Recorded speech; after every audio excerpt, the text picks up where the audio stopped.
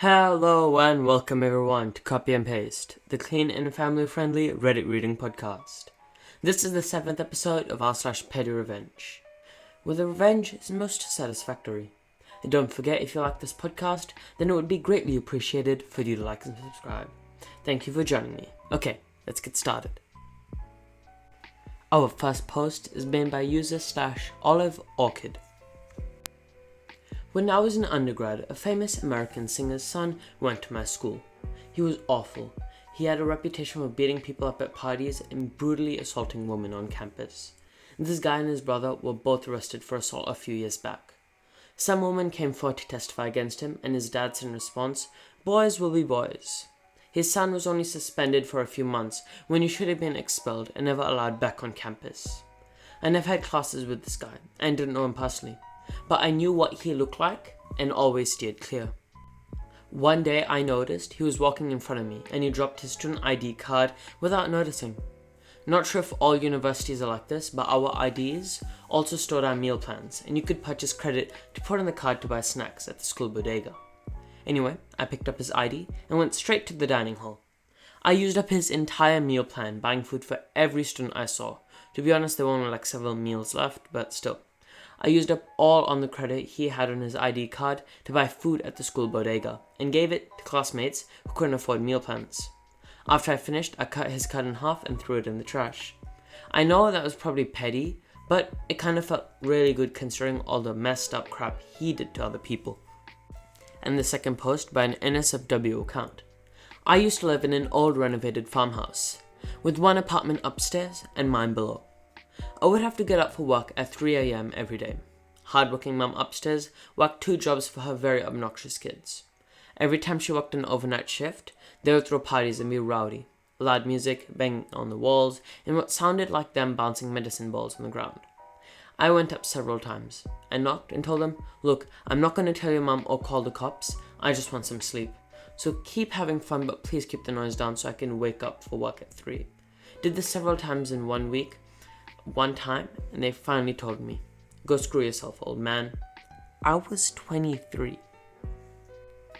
I knew my landlord, and he knew I knew how to work on houses, so he gave me the only key to the basement where all the electrical, hot water heaters, etc. were stored.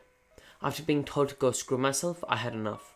I went downstairs, flipped off the breaker to the upstairs apartment, locked the door, and went back for a peaceful night's sleep.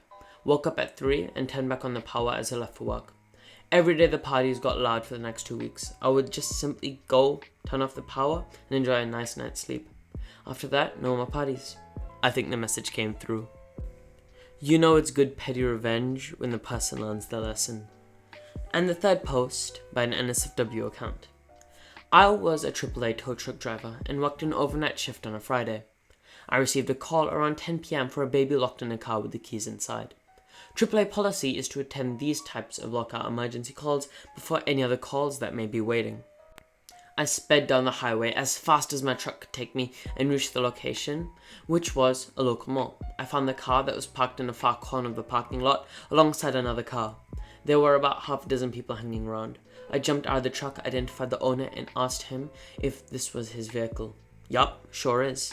"Okay, great, let me see what I can do," I said as I tried to peer into the windows, which were heavily tinted. I saw a glow coming from the stereo, and could somewhat make out a blanket in the back seat, but the tint was so dark it was really tough to make out anything else. I asked, "Is the child in the back seat?" He said, "Yeah, he's asleep." It took me about a minute to open the passenger's front door. As soon as the locking mechanism clicked, the owners of the vehicle reached in front of me, opened the door, and reached inside to grab his keys off the passenger seat and a 6-pack of beer off the floor. He stepped back and let out a little smart chuckle. I poked my head inside the car and looked into the back seat.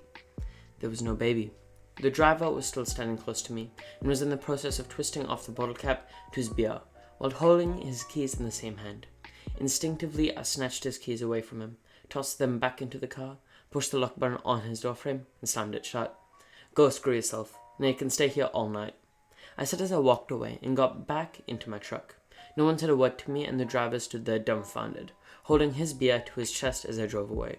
I called dispatch and explained what happened, and they made note not to send any other drivers to this account for a lockout situation. The fourth post by Ginaccc.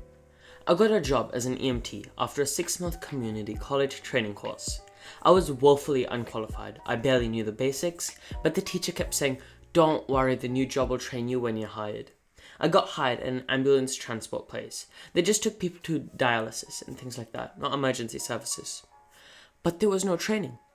I was told to figure it out myself, etc. I did not know what I was doing, and I quickly realized this wasn't a fit, but I continued to try. On day 4, I was let go. I had worked hard 4 days total. I signed a paper with reasons they were firing me, all of which I agreed with, so I signed. I asked if they had my check ready. The man who was doing the paperwork said they didn't, but they'd send it to me. Not exactly legal, but okay. I waited and waited. No check. I called to see where it was. I knew they were supposed to get that to me pretty quick by law. Called a few times to see where it was. The boss lady was so rude, hanging up on me, not taking calls. When I did get someone, they'd say, "We'll mail it." I started researching labor laws because it was getting ridiculous. That's when I found out they had to give me a day's pay for every day my check gets late, which was $150. So I stopped calling and started waiting. Finally got a check, but it was a payroll check, and it turns out I'd worked 2 days in one pay period and 2 in the next one. So I called again to tell them and got yelled at by the boss lady. Waited another 2 weeks, got my last check, and filed my claim with the labor board for not getting my final paycheck in the time allowed by law. It'd been about a month by then. First meeting was a mediation, where we tried to settle. Boss lady wasn't having it. She kept saying she didn't owe me anything and her offer was $500. She said this was all a setup by me. I knew they owed me closer to $3,000, and she didn't have a leg to stand on, so I refused. She stormed out and said I'd be hearing from her lawyer. Next, we went before a labor judge. This time, evil boss had done her research. Every excuse an employer can use for not paying me the last check, she used. She said I moved. She said I'd never tried to call them, that they tried to call me numerous times. She said they tried to call me to get my address, but my number was changed. She said her husband was a cop and she was an honest person, and I was a liar and did all this intentionally. She said I purposely didn't clock in, and the times were messed up. She also claimed a ton of reasons why I was fired. She claimed I almost killed one of the patients, none of which were listed on the paper they made me sign, and the judge called her out on that. I went home, printed my phone records, and highlighted all the calls, letter from my landlord saying I hadn't moved, etc., and took it back to the labor board and dropped it off. I didn't get to see the judge again, so I don't know if the judge ever saw it, but I did win the case. Plus, the judge added 4 days because the last check was sent on a Friday before a 3-day weekend. I was only supposed to be paid until the postmark date, but I got paid till the following Tuesday, over $3,000. Also, the evil lady wasn't paying the ambulance drivers double overtime after 12 hours, so I let that slip while I was in the mediator's office, and she said she'll look into it. I hope they did. I own a staffing company. Last year, I was using a payday app to pay a staffer around $200 for a few gigs. When I tapped her name, I accidentally typed 2 other staffers' names. I didn't notice it and hit pay, sending money to all 3 people.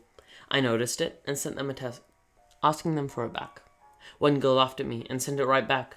I sent her $20 for her trouble and honesty. The other person never returned my text. This year, I placed an ad for an event and the same thief replied to it.